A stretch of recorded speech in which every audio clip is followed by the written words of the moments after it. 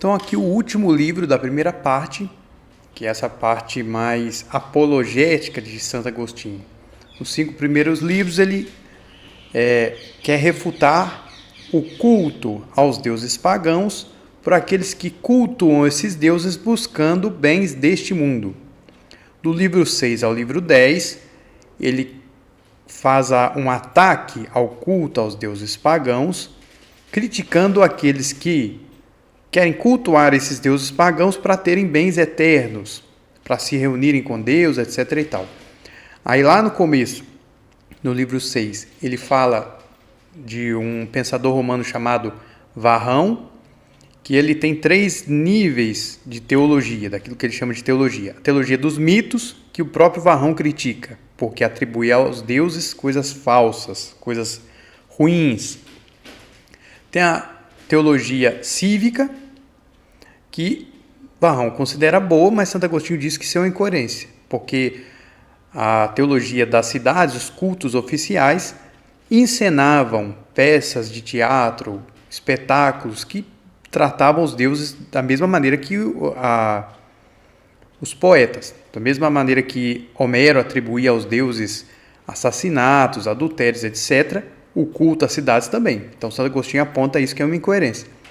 E ele fala da teologia natural da palavra grega physis, que era a teologia dos filósofos, os filósofos que buscaram qual é o fundamento da realidade, quais são as realidades divinas. Santo Agostinho vê nessa teologia valor, já que parte da razão, e a razão nos leva a Deus de certa forma. Mas aí ele vem criticando diversos filósofos na sua maneira de pensar que ele considera erradas e que, segundo a fé cristã, estão erradas. Então, aqui no livro 10, ele começa dizendo assim: é pensamento unânime de todos quantos podem fazer uso da razão, que todos os mortais querem ser felizes. Isso aqui, todos os mortais querem ser felizes. Aristóteles fala isso na Ética Nicômaco. Mas quem é feliz? Como tornar-se feliz? Eis o problema que a fraqueza humana propõe e provoca numerosas e intermináveis discussões. Os platônicos afirmam que apenas Deus pode conceder essa felicidade mediante a união da alma com Ele. Aqui, se a gente for lembrar Plotino, aquela ideia de que a alma se separou de Deus, que se encarnou, né? Está presa na carne agora, e por isso ela se esqueceu de Deus. Então a filosofia é esse processo que vai ajudar a alma intelectualmente a se ligar a Deus de novo. E que depois, com a morte, essa alma que viveu de maneira virtuosa, ela retorna para Deus. Santo Agostinho explica que o culto devido a Deus, que os gregos chamam latria, é distinto de servidão ou obediência aos homens. Isso por quê? Porque em grego você tem essas palavras distintas. Você tem latria, você tem dulia. Dulia é que gera a palavra doulos. Doulos é servo. Então, servir alguém, ser servo de alguém, é dulia. Latria é uma coisa específica de Deus. É um culto específico aos deuses na concepção grega. Dulia não. Dulia pode ser um serviço ao seu pai e à sua mãe, pode ser um serviço ao rei, um serviço à nação, um serviço à cidade. Tudo isso é dulia. Então, Santo Agostinho, vendo que no latim as palavras eram equívocas, ele adota essa palavra de origem grega, latria, para se referir ao culto apenas a Deus. Inclusive, em português, nós temos essa ambiguidade, porque a gente usa adorar para Deus, eu adoro Deus. Mas a gente, por exemplo, usa adorar para falar, eu adoro comer chocolate, ou eu adoro um filme, ou eu adoro a minha mãe. Então, em português é uma palavra equívoca, mas em grego, latria é apenas referida a Deus. E ele também salienta a dificuldade da língua latina, que não tem uma palavra única para culto divino, esse culto de latria. Aí, discutindo ainda os termos, fala de religião, de piedade, que na língua latina é diferente daquilo que os gregos chamam de religião e de piedade. E aí ele passa a falar de Plotino. Então, Santo Agostinho explica que Plotino fala sobre uma iluminação soberana. Tanto os anjos quanto os seres humanos, os anjos aqui no pensamento de Plotino, esses seres intermediários, né? Encontram felicidade na intuição de uma luz inteligível que é Deus. Nenhuma alma, nem mesmo a do universo ou dos bem-aventurados, gera sua própria luz. Todas participam da luz divina para serem perfeitas e felizes. Deus é comparado ao sol e a alma à lua. A luz da alma vem da sua participação na luz superior. Então, o que isso quer dizer? Plotino afirma o seguinte: ele desenvolve as doutrinas de Platão, as doutrinas não escritas de Platão. Então ele parte do uno. O uno é pleno e vive contemplando a si mesmo. O uno não precisa de nada exterior a si, ele é perfeito. Depois do uno, você tem o nous, que seria, talvez a tradução melhor seria intelecto. Esse intelecto é onde estão aquilo que Platão falava das ideias, as ideias de todas as coisas, a ideia de bem, a ideia de justiça, a ideia de tamanho, a ideia de relação, a ideia de cavalo, a ideia de luz, a ideia de tudo. Ser humano está nesse nous. O nous está contemplando o uno. Então o nous em si mesmo ele não tem a luz. Ele é iluminado, por assim dizer, pelo uno, porque ele está contemplando o uno. Do nous, você tem então aquilo que ele chama de alma do mundo. Plotino chama essas três realidades, que, como platônico, tudo aquilo que é imaterial é de certa forma divino, pode-se dizer divino. Então essas três realidades divinas, ele chama de hipóstases, que é uma palavra utilizada pelos teólogos lá do século IV para falar de Pai, Filho e Espírito Santo. Plotino, lá por volta do ano 250, 260, usava para essas três realidades, o uno, o nous e a alma do mundo. E a alma do mundo é que governa a matéria. Então a matéria está aqui na parte mais distante do ser pleno, que é o uno. A parte mais divisível, a parte mais frágil. Então, o uno ilumina o nous, que ilumina com a luz do uno a alma do mundo, e a matéria recebe a sua forma, né, das ideias que estão contidas no nous e que são organizadas pela alma do mundo. Então veja que é como é o exemplo do Sol e da Lua. A Lua não tem luz própria, ela recebe a luz do Sol. Assim, tudo que existe vem recebendo a sua existência, a sua luz, por assim dizer, do Uno. É isso que Santo Agostinho está referindo aqui. E aí ele vai fazer aproximações a essas ideias platônicas com aquilo que ensina a fé. Então, ele usa, por exemplo, a comparação com a mensagem do Evangelho de João, que diz assim que João Batista não era a luz, mas testemunhava a luz verdadeira que ilumina todo homem. Assim como a matéria não é o uno, ela recebe a luz do uno. A alma do mundo não é o uno, ele recebe a luz do uno. O nous não é o uno, recebe a luz do uno. E assim por diante. Então ele está fazendo uma aproximação entre esses filósofos neoplatônicos com a fé cristã. Então ele coloca a se refletir sobre qual sacrifício Deus exige no culto de latria. Então ele passa lá pelos Salmos e chega à resposta que os sacrifícios cruentos, ou seja, matar animais lá no templo, eram sinais do sacrifício de Jesus. E que o homem deve oferecer um sacrifício de um coração contrito e o amor a Deus e ao próximo. Então, abre aspas. O verdadeiro sacrifício é toda a obra que praticamos para nos unir a Deus em santa união. Então, toda a obra que a gente faz para unir-se com Deus é um sacrifício verdadeiro. Quer dizer, toda a obra relacionada com o supremo bem, princípio único da nossa verdadeira felicidade. Eis porque a própria misericórdia que alivia o próximo não é, em absoluto, sacrifício, senão feita por amor a Deus. Que ele pega aquela frase da Escritura que diz: quero misericórdia, não sacrifícios. Mas a mesma misericórdia, por si mesma, ela não tem valor. Ela só tem valor se for referida a Deus, senão não é culto a Deus. Então, por exemplo, se eu tenho misericórdia do meu próximo, porque o próximo é meu parente, ou porque eu quero a ajuda do meu próximo, isso não é culto a Deus. Agora, se eu tenho misericórdia do próximo por causa de Deus, por amor a Deus eu tenho misericórdia do meu próximo, então isso é verdadeiro culto a Deus. Então, Santo Agostinho explica que todas as obras de misericórdia e ações boas, quando feitas por Deus, são verdadeiros sacrifícios. Então, tudo que a gente faz por causa de Deus é um culto de adoração, de certa forma. É um verdadeiro sacrifício. Cristo, como sacerdote e sacrifício, nos une a Ele e nós nos tornamos membros do seu corpo. Então, como que se Jesus pegasse essas obras que a gente faz por amor a Deus e unisse ao seu sacrifício? E aí, Santo Agostinho relaciona isso ao sacramento da Eucaristia. A Eucaristia é corpo de Cristo. Então, nesse corpo de Cristo, Jesus reúne todos os nossos sacrifícios feitos por amor a Deus e oferece junto com o dele. Os santos anjos, como amam a Deus, são felizes quando nos conduzem ao mesmo amor a Deus. Por que ele está discutindo isso aqui?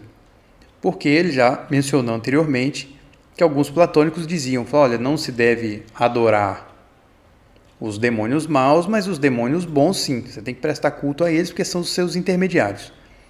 E aí Santo Agostinho vem dizer que se deve adorar apenas a Deus. E que os anjos, como amam a Deus, se você adora a Deus, os anjos ficam satisfeitos. Eles querem te conduzir ao amor a Deus, à latria a Deus. Eles, como nós, são cidadãos da cidade de Deus. Que é um tema que ele vai desenvolver na segunda parte da obra. Agostinho atribui ao ministério dos anjos aquilo que Deus realizou no Antigo Testamento a Abraão e no Êxodo.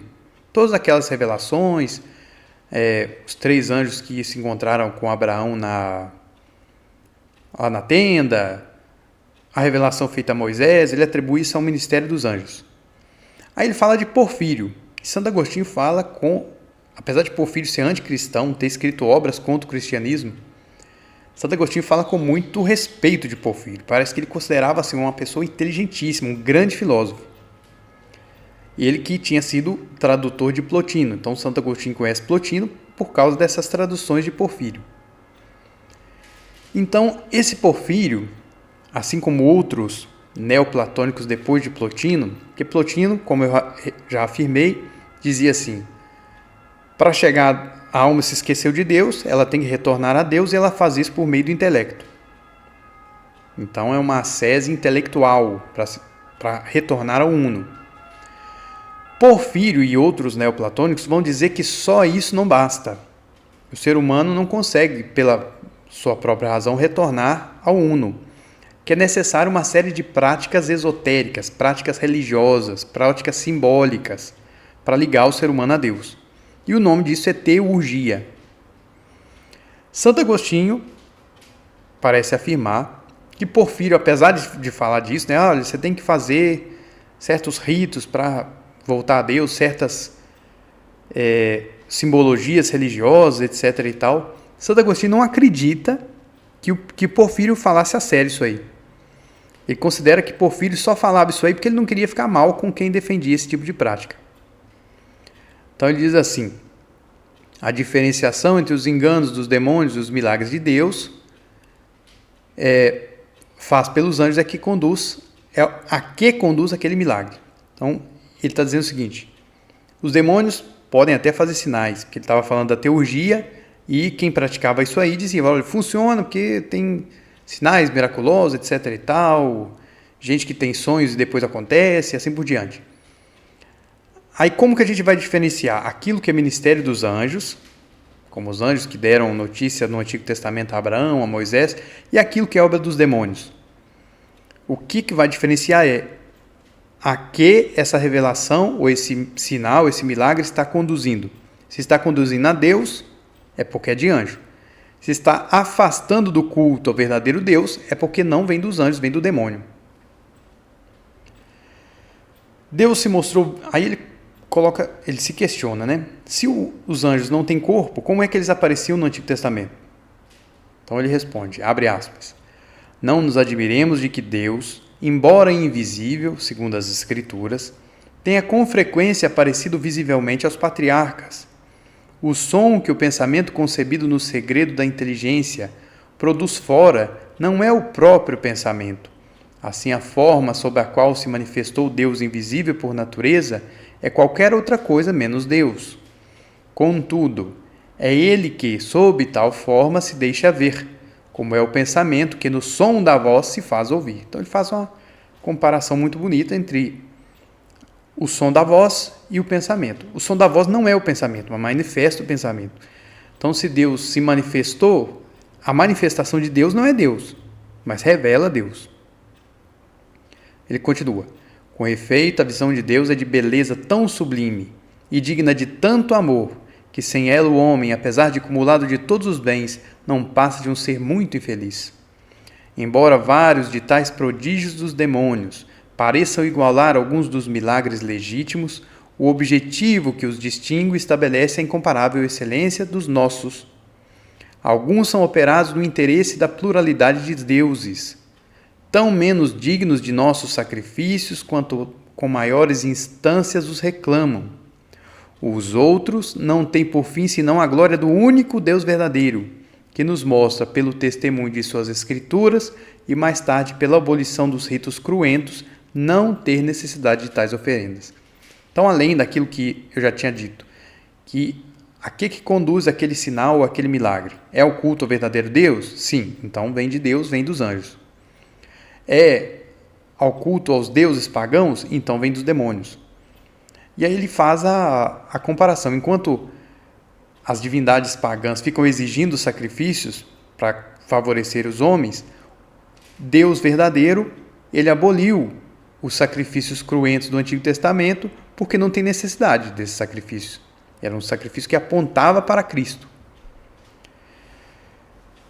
Então, Santo Agostinho segue afirmando que os sacrifícios visíveis devem ser oferecidos somente a Deus, único e invisível, como expressão externa da oferenda interior. Então, prece, louvor, boa vontade. Oferecer sacrifícios ou adoração a anjos ou outros espíritos é errado, pois eles mesmos rejeitam tais homenagens e só aceitam que Deus seja adorado.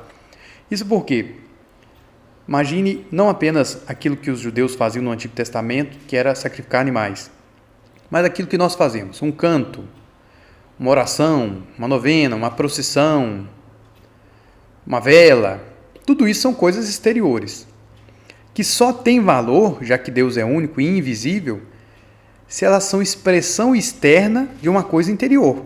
Então, olha, eu amo a Deus, então eu vou acender uma vela aqui porque eu amo a Deus. Então a vela é um mero sinal exterior do meu amor. Aí ele vale. Agora, se é uma coisa exterior que não significa nada interiormente, para Deus não tem valor nenhum. Vira uma superstição, né? Aliás, a quantidade de gente que tem esse tipo de superstição, o sujeito anda com um terço no pescoço, mas nunca rezou o terço. Não adiantou nada. O sujeito tem uma imagem de Nossa Senhora, uma imagem, um crucifixo, uma imagem do Sagrado Coração de Jesus, mas aquilo não significa nada para ele interiormente. É como um amuleto. Não serve para nada. Tá aí Santo Agostinho começa a falar de Porfírio. Porfírio diz que os princípios podem purificar a alma. E aí os princípios lá de Porfírio são aquilo que Plotino chamava de hipóstases. O uno, o nous, né, o intelecto, ou a alma do mundo. Então, Santo Agostinho ele faz essa comparação dessas hipóstases de Plotino com o Pai, o Filho e o Espírito Santo, que é o nome que os teólogos gregos escolheram para falar do Pai, Filho e Espírito Santo, foi hipóstase. Então, abre aspas. Por conseguinte, o princípio único, não os princípios, como dizem os platônicos, purifica o homem. Aqui uma coisa que os platônicos não tinham, a ideia de que Deus uno e trino. Então, como eles não tinham essa ideia de Deus unitrino, eles falavam de três princípios distintos. Santo Agostinho diz, é o princípio único, Deus. Mas sujeito a invejosas potestades de que se envergonha, mas não se atreve a atacar com inteira liberdade. Porfírio não quer reconhecer em nosso Senhor Jesus Cristo o princípio cuja encarnação nos purifica. Despreza-o na carne, de que se reveste para o sacrifício expiatório, mistério profundo e inacessível à soberba. Então, Deus único, que é Pai, Filho e Espírito Santo, se fez carne. E Porfírio, um dos grandes ataques que ele faz ao cristianismo, nas suas apologias anticristãs, era exatamente essa ideia de que os cristãos creem num Deus que veio na carne, que era desprezada pelos platônicos. Carne era o cárcere da alma. Como é que Deus pode se fazer carne? Isso para eles era um absurdo. E aí Santo Agostinho critica ele nesse trecho, que ele não reconhece Jesus como princípio, porque ele assumiu a carne uma vez para fazer o sacrifício expiatório. Aqui que é o momento em que ele afirma que Porfírio, ele dá crédito a essa ideia de teurgia, ou seja, que você precisa de uma série de símbolos religiosos, de ritos, de coisas esotéricas para se aproximar de Deus. Agostinho não acredita que Porfírio, que ele tem assim por uma pessoa tão inteligente, tão elevada, ele realmente acredite nisso. Para ele simplesmente falava essas coisas porque ele tinha vergonha de dizer, de contradizer os seus colegas de filosofia. Aí ele afirma assim, abre aspas, tremes ainda, ó filósofo, e não ousas contra as potestades inimigas das verdadeiras virtudes e dos benefícios do verdadeiro Deus, da rédea solta a tua língua. Já não conseguiste distinguir entre os anjos que anunciam a vontade do Pai e os que, atraídos por não sei que arte, descem até os teurgos. Porque, pois, honra semelhantes anjos ao extremo de dizeres que revelam a ciência divina? Que coisas divinas anunciam os que não anunciam a vontade do Pai? Porfírio, ele reconhece que a verdadeira filosofia, sobretudo a platônica, é árdua demais e acessível a poucos. Por isso, para a maioria incapaz de alcançar essa filosofia elevada, ele propõe os teurgos. Então, o sujeito que é elevado, ele estuda Platão, estuda Plotino. O sujeito que é burro, ele vai mexer com os amuletos, com invocações de deuses pagãos, com esse tipo de ritual meio mágico, meio místico. Então propõe o recurso aos teurgos, que por meio de ritos secretos poderiam ao menos purificar a parte espiritual da alma, se não intelectual. Assim, enquanto mantém fechada a multidão a escola de Platão, abre-lhe práticas esotéricas e ilícitas como na via alternativa de purificação. Postura que Agostinho critica por substituir a filosofia e a verdadeira salvação por artifícios religiosos sem eficácia real. Então Santo Agostinho critica Porfírio, que está ensinando superstição às pessoas, porque considera que não é todo mundo que vai saber filosofia.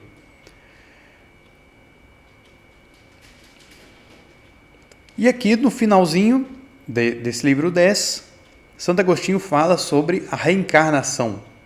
Porque Platão imaginava que o ser humano é a alma e ele está preso no corpo. Então, uma vez que ele morre, se ele teve uma vida justa, ele volta lá para o mundo espiritual, para o mundo das ideias. Mas ele pode reencarnar de novo. Se ele teve uma vida justa, ele vai reencarnar uma série de vidas possíveis que são boas. Se ele teve uma vida injusta, se ele não procurou a virtude, ele pode reencarnar, por exemplo, no escravo. Mas tanto Plotino quanto Platão pressupunham que você podia reencarnar como um animal, como um cachorro, como uma larva, como um inseto. Esse tipo de coisa Porfírio não afirma. Ele recusa essa ideia de transmigração da alma nos animais. E, obviamente, a fé cristã rejeita completamente essa ideia que o ser humano é uma alma que fica trocando de corpo. O ser humano é corpo e alma. É uma alma só e um corpo só. Não existe esse negócio de na vida passada eu fui não sei quem. Não existe vida passada, você só tem essa. Então, Santo Agostinho, na hora de falar da graça, ele diz assim, abre aspas, usas mais abertamente essa palavra graça, onde, comentando o pensamento de Platão, afirmas que nesta vida é impossível que o homem alcance a perfeição da sabedoria, porém que aquele que vive segundo o entendimento, tudo quanto lhe falta pode ser completado, depois da vida corporal, pela providência de Deus e sua graça. Porfírio, repetindo aquela crença de Plotino, de Platão, que uma vez que liberto desse corpo, você tem essa possibilidade de se unir às realidades divinas. Então, segundo Porfírio ele usa para falar dessa união, que você volta a se ligar ao mundo divino, a palavra providência e a palavra graça. E sobre essa ideia da transmigração das almas até nos animais, que Platão e Plotino aceitavam, mas Porfírio não, Santo Agostinho afirma, abre aspas, acreditou que as almas dos homens tornavam não aos corpos que haviam deixado, mas aos corpos de outros homens. Envergonhou-se de que acreditar que certa mãe, transformada em mula, servisse de montaria ao filho. E não se envergonhou de crer que, remoçada, pudesse casar-se com ele.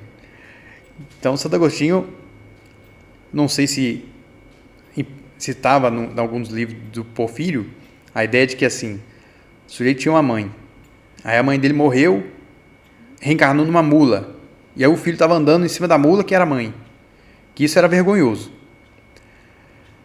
Mas Santo Agostinho diz assim, mas o mesmo Porfírio não acharia errado se essa mãe tivesse reencarnado em uma outra criança, se a criança crescesse e se casasse com o próprio filho. Isso é igualmente vergonhoso. Então ele mostra como Porfírio, rejeitando por esse motivo de vergonha a transmigração das almas em animais, deve também rejeitar, deveria, né? Porque no tempo de Santo Agostinho, Porfírio já tinha morrido. Rejeitar também a transmigração das almas para outros corpos humanos, ou seja, aquilo que nós chamamos de reencarnação, que é incompatível com a fé cristã.